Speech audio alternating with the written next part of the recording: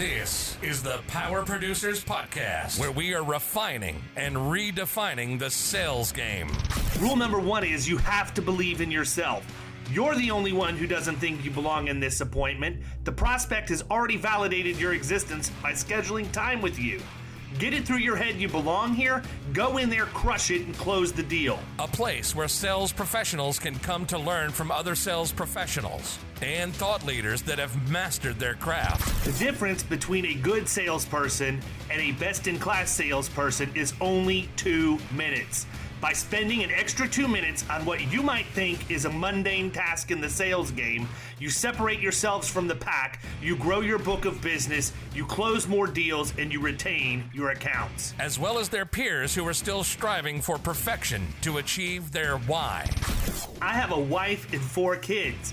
Failure is not an option. Real sales professionals, real stories, real results. Are you ready to feel the power? Hey, everybody. Welcome to the Power Producers Podcast, where we are refining and redefining the sales game. I am coming off a fantastic lunch from the Stein and Vine, where I had a chicken parmarito. These people brought me a burrito stuffed with chicken parmesan that was the size of a regulation football. Absolutely insane. And you guys can't see this, but the guys on the Zoom can. My rep from Paylocity got the big fish sandwich, and I have never seen a fish sandwich that was that big. God. Okay, let's just talk about this for a second. I have a couple things I need to get off my chest. Number one, total bullshit. Every time I am in Valrico, we never go, and every time I am not in Valrico, you always go. So that's the first thing. I'm going to go ahead and throw this out there. I intentionally didn't invite you because I knew you were just coming back from being on a long weekend. I'm going to have to take that to my Paylocity guy and tell him he's slacking here a little bit. Yeah. So second thing is, one of my biggest pet peeves is when the sandwich is far bigger than the bun. I need it to be proportional. I hate when my meats and toppings are hanging way over the bun. That's just ridiculous. It's not a sandwich. I told him that legitimately this guy could have trimmed around the bun. Yeah. And eaten just what fell off and would have been more than full. I bet. It's crazy. Like, come on, man. So listen, we're with Rob Schmidt. Rob's part of Keystone Insurance Group. And I may even be saying that wrong just because there's so many different silos in Keystone. I can't keep them straight from the outside. But I don't even remember what state you're from, Rob. So why don't you do my job for me and give us the grand introduction and sort of a little 10,000-foot overview of how you got to where you're at today, and then we'll start getting after it. Thanks, Dave. Appreciate it. Yes. So I'm part of Keystone Insurance Group. We are the Seltzer Group Partners. We're a member of Keystone Agency Partners as well. We're based out of Pennsylvania. Right now, we have 12 locations in Pennsylvania, basically central PA to the eastern side of Pennsylvania. We've grown substantially in the past couple of years, a lot of organic growth and acquisition growth. So I've been with the Seltzer Group now for just shy of 3 years, where one of my original mentors when I first got in the industry was a part owner here. And so that's kind of how I got attracted to this organization. Good deal. So what were you doing before you got into the insurance industry? Well, right out of college, I went to work for an insurance carrier on the claims side, and they had a training program back then, 20 years ago when carriers had training programs, which have gone to the wayside. But I did that, and then I worked for a family-owned firm for a while, made a couple of changes, and then I was working for a small firm, and really the equity opportunity was kind of appetizing to me and was really put on my plate. So that's kind of what made me jump to this great organization. Cool. So talk to me about like specialties and things like that. You guys have a lot. It sounds like you've got a good presence in the eastern half of PA. Are you specializing in any particular vertical markets? Our guys, we try to have every one of our producers have a niche because obviously it gives them a little bit of an edge. We have producers with niches in municipalities, school districts. We do car dealerships. We have a lot of captive business for that larger business that wants to get some of their premiums back if they're profitable. So, I mean, it's wide spectrum. How did being on the carrier side of things, especially being on the carrier side of things first and like right out of college and not really knowing anything about anything, how do you feel like that impacted you? What kind of things did you learn? Or I knew something about something when I got out of college after 8 years, but I still don't know anything. It's the interesting part about it is your eyes open because, we're both in the insurance industry, the carrier and the agency, but it's a different operation, right? So, the agency side, we're building relationships. You're trying to get the customers in the door. The carrier side, the good carriers build those relationships with their agents as well. But I was real green, just learning about insurance industry and claims, how claims handle or how claims impact people. I remember one experience where we had a lot of workers' comp claims because that's what I was handling at the time. So I went across the hall. One side of the building was underwriting, the other side of the building was claims. Walked over the hall to the underwriter, and I was like, "Hey, listen, just so you know, we're seeing all these types of claims happening all the time." And the underwriter looked at me like, "Why are you telling me this?" So it's kind of a little at that stage. I was kind of surprised. I thought maybe you would want to know that as you're trying to underwrite the account going forward, or try to maybe make some recommendations to prevent these claims going forward. Yeah. But, again, that was 20 years ago ish. So, what was the craziest claim you saw? it was a stressful time. I had a fatality. I had a fatality that I actually declined the claim. And the reason why I declined the claim wasn't because we wanted to, it was because the gentleman wasn't in the course and scope of his employment. So I'll try to make this abbreviated as possible. So give us the gory details. So this was in the state of Delaware, and the employee had a company truck, right? So the project manager was calling him and saying, "Hey, listen, you need to be at ABC location on Wednesday." He doesn't show up Wednesday. Call him again. The employee doesn't answer his phone for 3 days, doesn't show up. Then all of a sudden on Monday morning, gets into a car accident and dies. And then they wanted his fiance said, well, he was going to work. And first of all, how would he have known where to go? Because he didn't respond to his manager. He was supposed to be going to a different location. So wherever this guy was driving to in his company vehicle didn't mean that he was actually just working or going to a proper job site. So, and the fact that he hadn't spoken to anybody within his company for, over 3 to 4 days, we weren't going to say, well, we're just guaranteed this guy was going to a job site. He didn't even know where he was supposed to be going to. So, by definition, we felt that he wasn't in the course and scope of his employment, because if so, there would have been some communication between any job that I didn't answer or show up to for 3 or 4 days was no longer my job. There you go. Exactly. Yeah, exactly. And I declined that claim, and then eventually the courts actually overturned it and covered some of it. And that was after I had left, because after my stint was over there. But interesting to see how it happens. Yeah. We had a couple that are similar to that. We had one that happened to one of Kyle's clients before they were our client. It was in South Carolina. I don't remember the exact, they were on a border, right? South Carolina and Georgia were both in play, but the employees were from California. So they had flown these employees over to build the job that they were there to, in the construction site. They got rained out for the day. They drove from the site and stopped at a grocery store to get something to eat or whatever. And they pulled out of the grocery store and got into an accident. 2 of them died, and they killed somebody in the other car. Wow. And it was an absolute rat's nest, right? Yeah. Because number one, what are the courts saying about the going and coming of workers? Number one. Number two, you have employees who are domiciled in California, and they can now pick where they want the claim to be, how they want the claim to be adjusted based on law. Right. And I don't know, I'd be interested, and I don't mean to put you on the spot with this, and certainly, I'm sure it's debatable however anybody were to answer this, but the way that the claims people from the carrier described it to me was that if they would have gone directly back to the hotel where they were staying, showered, changed clothes, and then left to go to dinner, that the claim would have not been covered because it's workers' comp. because their day was over at that point because they went back to where they were staying. Yeah. But because they stopped on the way to the hotel, that's why. Yeah. Right.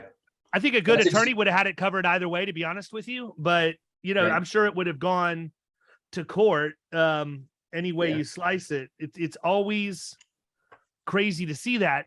There's another one that I had just recently where one of my HVAC accounts had been using a guy as a 1099. Of course, I didn't know this, but they were using a guy as a 1099, and they said, "We will hire you as a W-2 employee. You've done your time as a sub. Come on in. We'll give you a regular job. Be at the office Monday morning at such and such time to sign your paperwork, and we'll get everything in the works." On his way to the office Monday morning, he's riding a motorcycle. He gets T-boned and has basically been in a vegetative state for the majority of the time since. The carrier covered the claim, even though he was a sub, because our client directed his actions and he was on his way to fill out official paperwork. And it was like last time I looked, it was like a $400,000 or $500,000 claim. I quit looking because every time I do, I get sicker and sicker to my stomach about it. Yeah. But how would they, just curious on that one, I mean, if the poor gentleman was in vegetative state, how would they gotten all those details? Did he convey that to like a family member, or because like, I mean, I'm assuming he didn't report anything. No, they interviewed my client. Okay, your client disclosed that. Gotcha. Yeah. Yep. That was generous of them to do that, you know? Yeah. I mean, I don't know that it was out of generosity as much as out of honesty. Yeah. But you know, it's kind of the thing. Yeah. So let me ask you this, because this has always been something that I kind of wished that for me, I've always felt like you would have a leg up at the point of sale, specifically on workers' comp, if you had claims adjusting experience, because it allows you to have a different perspective on things than people who aren't involved in that process. And, you know, I'm a big believer in the fact we need to take our time to educate our clients and explain all of these things. And just having that library of knowledge, even though, you know, it was early in your career, way back when, has that helped you be able to write deals you might not otherwise have been able to? You know, that's a great question and point. I think it has. And to go back a little bit further, I mean, in college, I went to college to be a high school history teacher, and I didn't do a day of it. So I think in some capacity, I always like to educate my customers. So when I'm going into details, I want them to know how the pizza pie is made. It's like, okay, this goes into it. And it's amazing that 9 times out of 10, they look at you like they've never been told this, and they've been in business for decades. You know, you go in and you just explain it to them. It's helpful. But talking about claims handling, things to prevent, how much prevention, how valuable prevention is, without a doubt. But I think it's the educational piece. You know, getting in the door, once you're in the door, is great. You have the opportunity to really show your value. But the educational piece is a key component of it. Yeah. So talk a little bit about the agency. I mean, what's your style up there? Are you guys traditional, or you mix? I mean, how much personal versus commercial? Do you do benefits? Yeah, great question. So we are probably about 60% commercial, probably 30% personal, and 10% benefits right now. The benefits 10% is we just bought one agency in January 1 and just acquired another one 8/1. So we're growing our benefits, and we're effectively putting together a cross-sale plan for our large commercial book. So that's going to be a rapid growth area for us. But yeah, we utilize East Coast Risk Management as one of our partner organizations. You've probably heard of them before. We know that risk management is a key. I think that's a word that's sort of being overused sometimes anymore. It's a buzzword, just like culture is, right? I mean, people throw it around, but do they really even mean what they're saying, or do they know what they're talking about? Exactly. So, you know, we actually have our organizations are kind of intertwined with the East Coast people. They come in and be part of our sales meetings on a weekly basis, where we just talk about opportunities and ways to introduce their reps. It gives us the ability to protect our customers even more, which is going to help their overall insurance cost.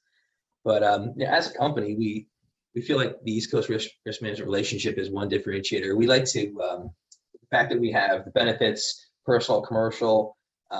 We like to brand the Seltzer One brand. We know that if you want to do business with us, we can take care of almost every insurance need for you. So we do, we're starting to utilize that phraseology more often than not. But I think one of the biggest successes we've had this year, I think the numbers, I'm just off, but we're at about 40 broker record letters this year already. And I'm talking sizable accounts.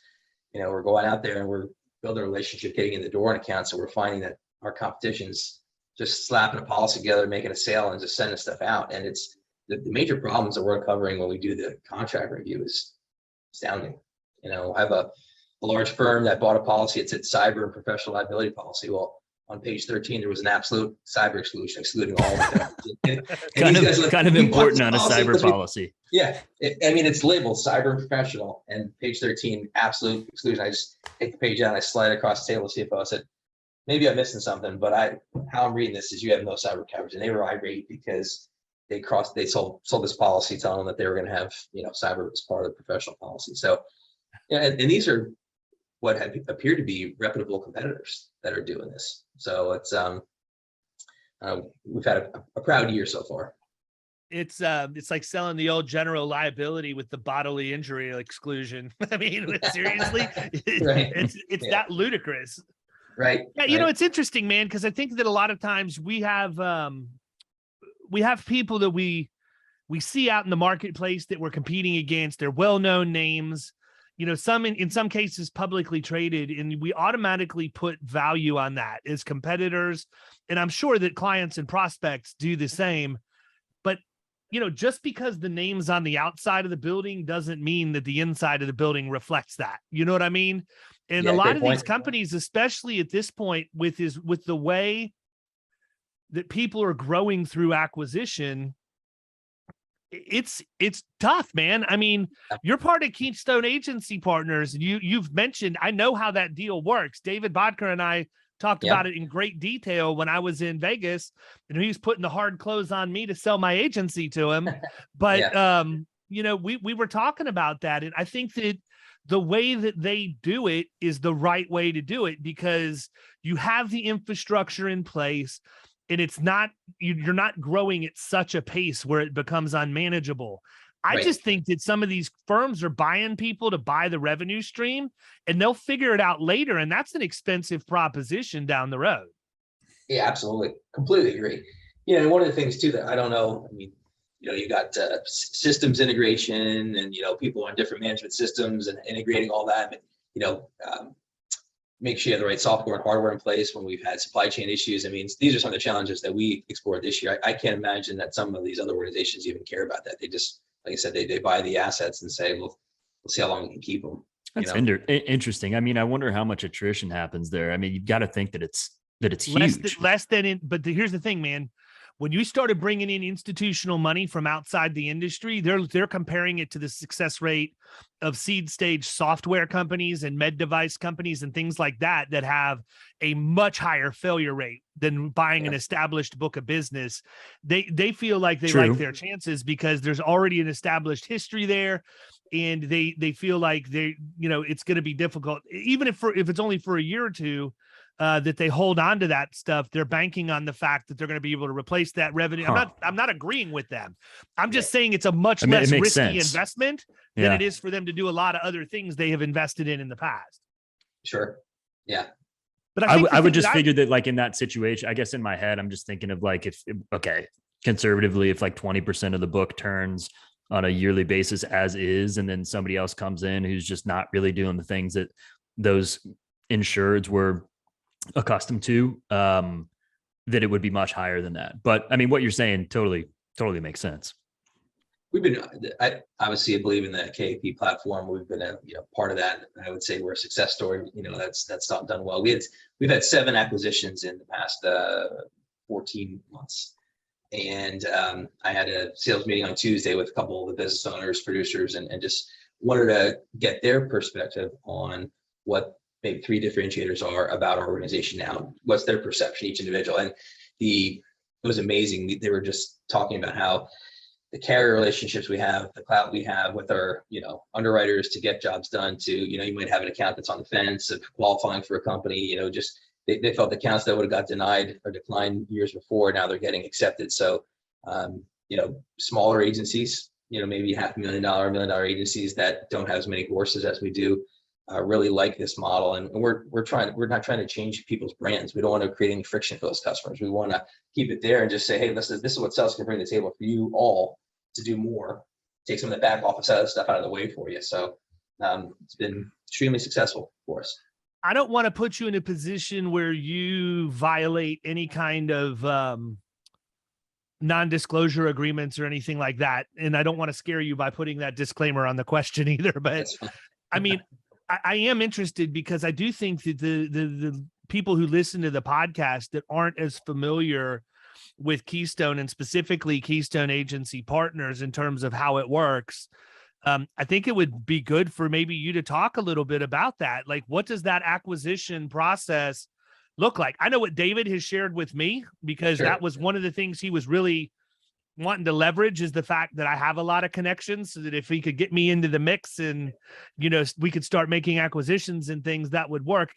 It's just not the right time for me at this point, but I'm interested in, maybe as much as you're willing or able to share about that, without violating anything. Sure.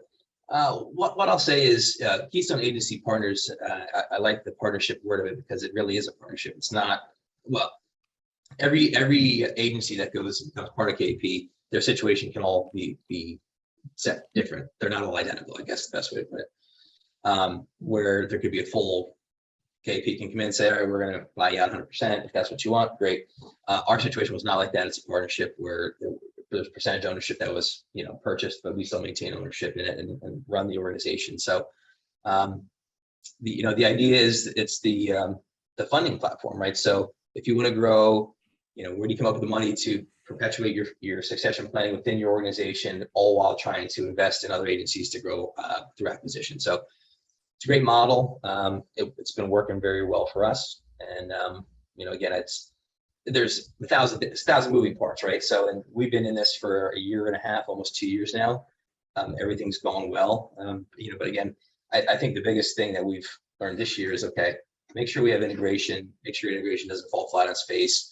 We obviously had COVID, so we had some supply chain issues trying to get literally the hardware to have some of our new agencies, rolled into our system the right way, so that we can have common accounting, stuff across the board. So interesting, we learned a lot, but it hasn't been a roadblock for us though. So I've got to believe, and correct me if I'm wrong here, but I mean, having Keystone Agency Partners going through this process with you, I mean, you get not just the intellectual capital and the experience, but I mean, they've got the infrastructure to help with the due diligence process and all of that stuff, including valuation and everything, I would imagine. So that's got to be a huge bonus and make it a lot easier for you to go out and make these acquisitions without having to figure out how to navigate those waters on your own. Absolutely. They have a fantastic team. They keep growing the team with quality people. They're guys like, we can sit down and have a beer like we're having a conversation now. So it's, relationship's good. They're always accessible. Our job is obviously to share our information with them, collaborate on things. And part of our job on this level is really making sure that agency is comfortable knowing this is our family. You're going to get brought into it. Will the cultures, mesh properly after this transaction happens? And that's really where we do on every level. We want to make sure from an owner's standpoint to, the office manager, that they're comfortable with who we are and how we operate. So, but yes, the KP easier said than done, obviously, right? I mean, that's got to be a pretty tricky aspect of all this. It is. It is. And, I would say we walked away from probably 2 deals where, maybe the beginning we're kind of going through this, and then, as I was talking with my partners, we're like, I don't know, something just doesn't feel right on this one, and it ended up being good that we walked away from it because of a couple different variables. But yeah, it doesn't always work out. I got to believe the culture integration is really delicate too. I mean, you probably pick up on enough to know whether or not an agency is going to be a good fit, just eyeballing it. But once you start, I look at it this way. I grew up in a very conservative home, right? So it was never a situation where you were going to live with the person you were going to marry before you got married. So you didn't know what it was like to live with them. Sure. You could date them. You could learn everything you wanted to learn about them. But, until you actually get married and move into the house, you don't understand what you're really in the middle of, right?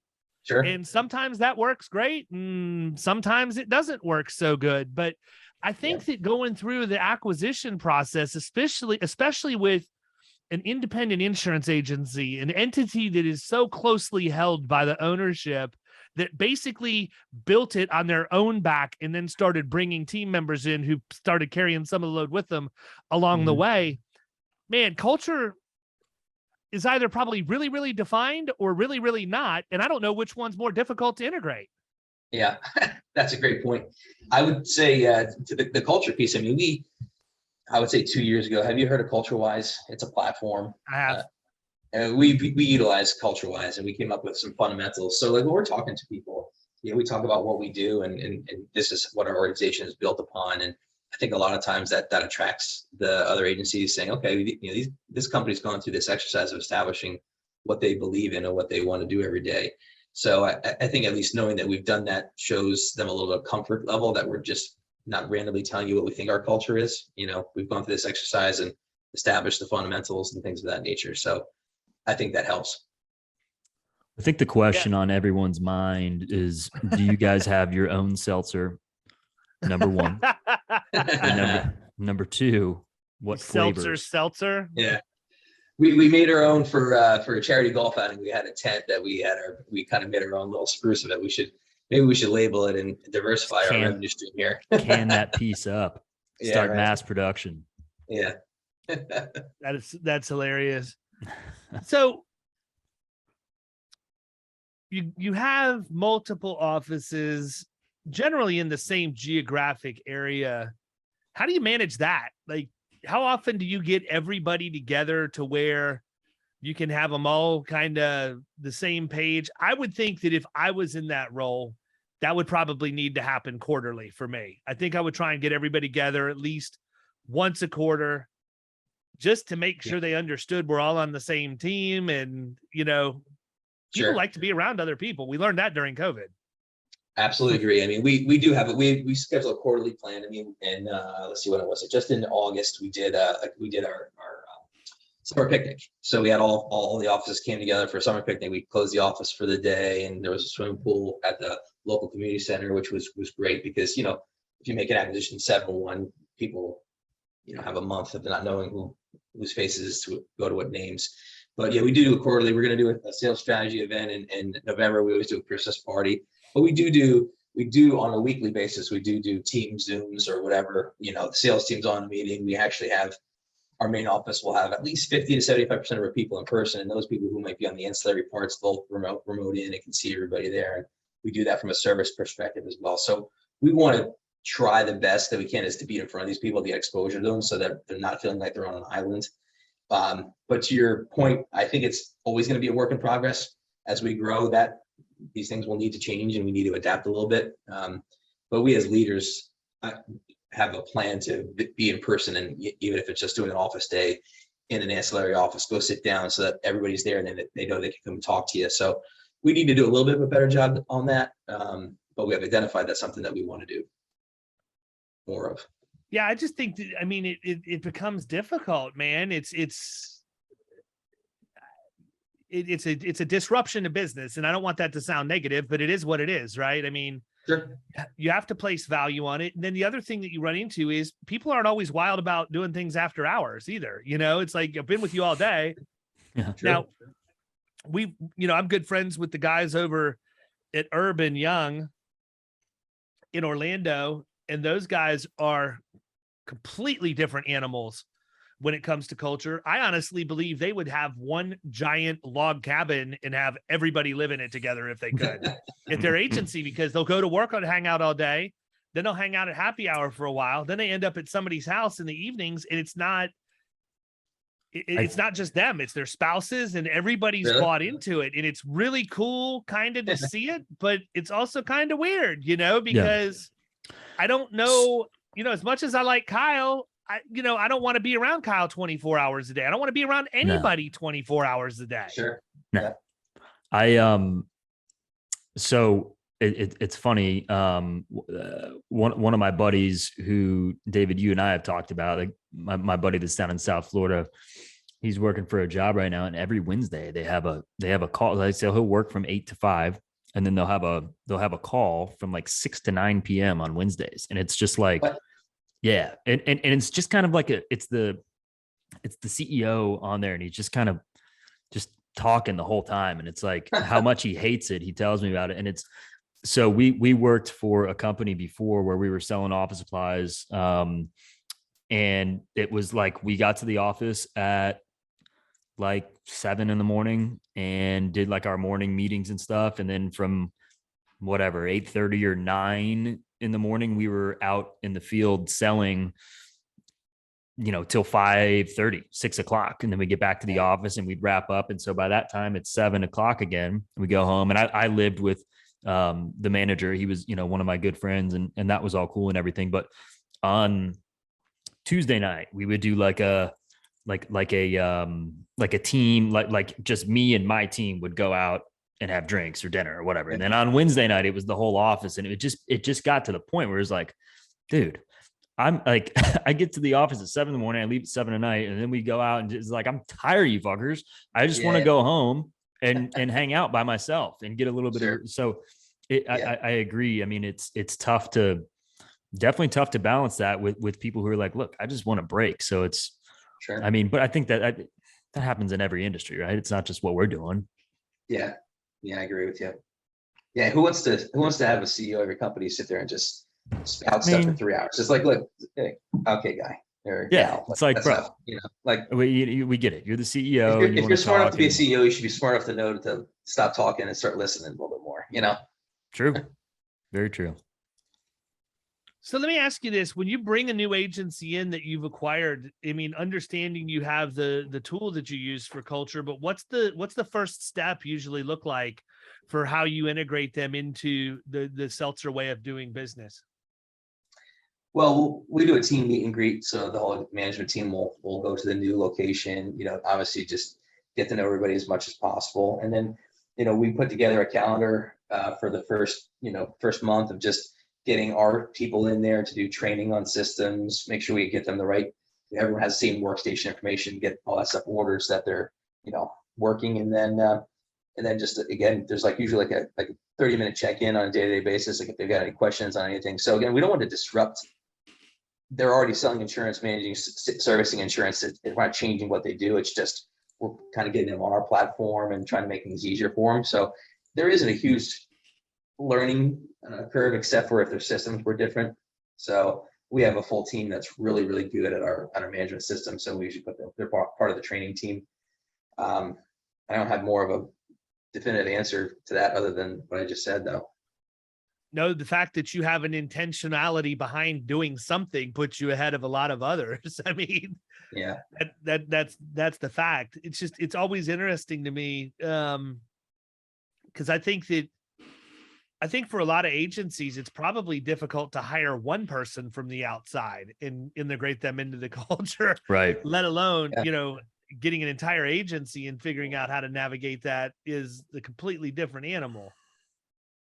Yeah, maybe we've just been fortunate and a little lucky along the way that the agencies we're acquiring are seeing maybe our way of doing things and seeing it in a light that it's much better, easier, better environment, or they like what we have to bring to the table. I think it makes their lives a little bit better in some way.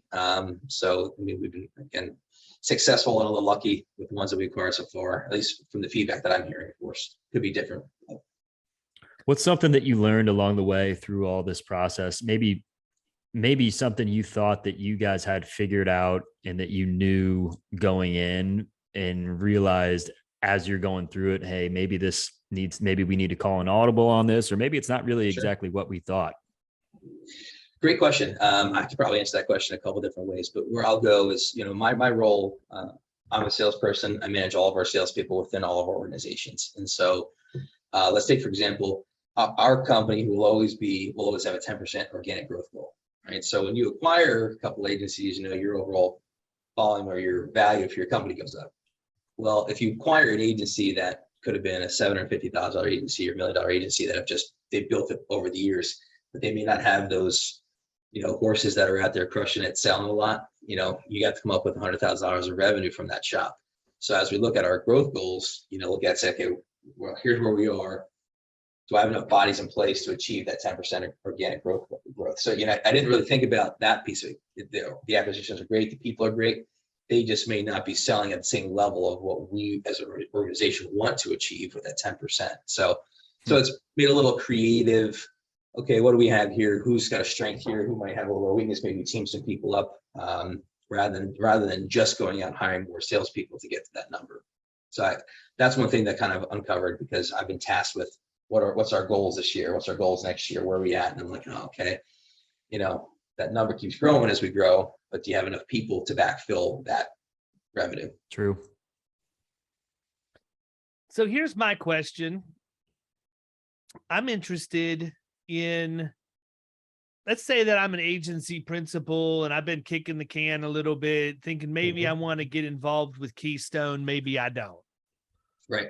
You're obviously a raving fan. You've established that thus far.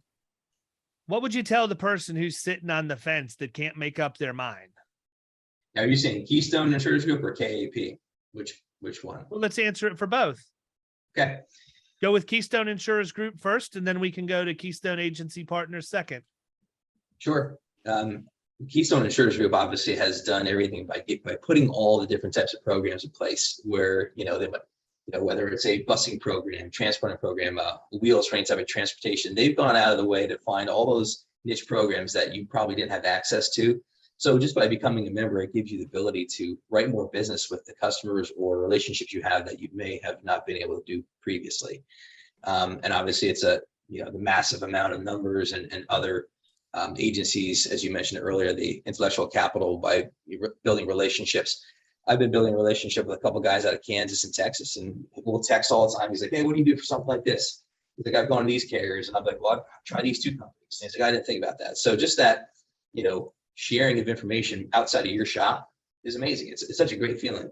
So I would say that's for sure on the Keystone Insurance Group side. On the Keystone Agency Partner side, I think this is a growth and succession plan aspect of it. You're maintaining your identity. No one's taking away who you are and rolling you up into some other big monster of an organization. You still maintain the operation. You just start running the show. They're just helping you with the capital backside of it to, either help pay off any debt so you have the ability to perpetuate ownership within your current structure, and then help fund acquisitions of others. And then, they're also there for help with efficiencies, right? So, hey, I'll give you an example. Let's just say our wholesale books. You might have wholesale with 5 different wholesalers. Well, why don't we negotiate? Let's see what's the total book, and can we go to 1 or 2 of our carriers and say, all right, well, if we bring you X amount of volume, can we get a point or two more of compensation because we're going to do a book roll. So those types of things are valuable as well. Yeah, and I think I'm gonna dance around this, but I think for people to understand what Keystone Agency Partners does is essentially they're participating in acquisitions with you in a pro rata basis based on your ownership in your own entity. And I'm not going to share percentages that have been shared with me, but right. I think it's important for people listening to understand when you hear about, how many acquisitions have happened for Seltzer, it seems like there's no way, right? There is a way. It's proven to work. And the fact is that is the agency who's leading this process with Keystone Agency Partners, you're not fronting all the money for the acquisition. And in fact, you're not even fronting the majority of the money for the acquisition, as I understand it.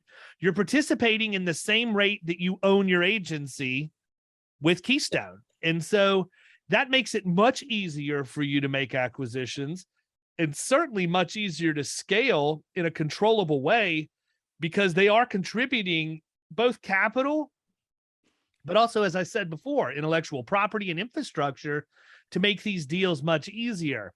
And I think that the fallacy that people have is that if you sell your agency and you want to have an exit, that you kind of have to just walk away. Maybe you have an earnout or whatever and you walk away, but I'm a young dude for the most part. I got a lot of fight left in me and still want to be involved.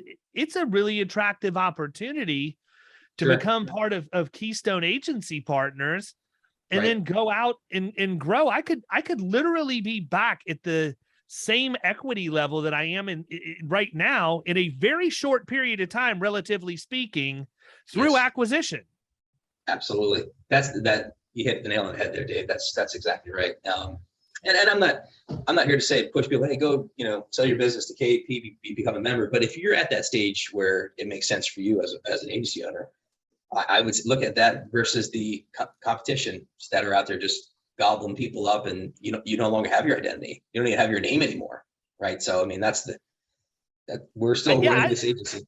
I kind of look at it like this, man. I mean, if I plan on being in the game for 10 more years and just say I'm gonna do this for 10 years and then I'm gonna be done, blah blah blah blah blah, and I knew that I could sell my agency today and pull cash out of it at the current multiples that are getting spent, but still retain equity in the agency, still come to work every day, do what I like, have control to run it and all of that, and know that my agency will be back to the same size it was or bigger. Yeah. Certainly within the 10 years. Oh yeah. Why would I not? It's like free money, man. Yeah. Yeah. And the larger you get, the larger higher the multiples are too. Yeah, absolutely. Absolutely. Yep. Well, listen, what did we miss, man? I don't want to continue to beat on things. I feel like we've covered such a wide variety of stuff. What is there anything you wanted to share with the audience that we haven't talked about?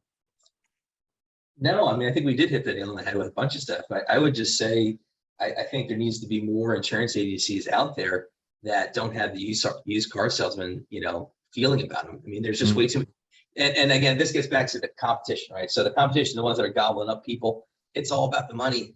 Your salespeople, these guys got to meet quotas. They got to, so some of these young producers are just transacting business, and it's not at the benefit of the insured. So they got to move on to the next one because it's all about hitting a goal and just making money.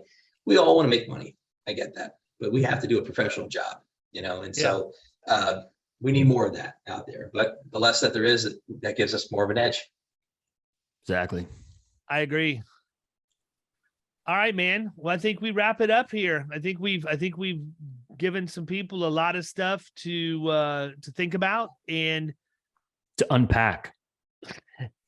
I hate unpack, but I do. I think it's been really good conversation. So I appreciate you joining us today, Rob. I always enjoy talking to other agents and hearing about what's going on. I always like hearing other people's perspectives, and certainly you have a unique one, having started in claims and moved into the role that you're in now. So thank you so much for spending some time with us today.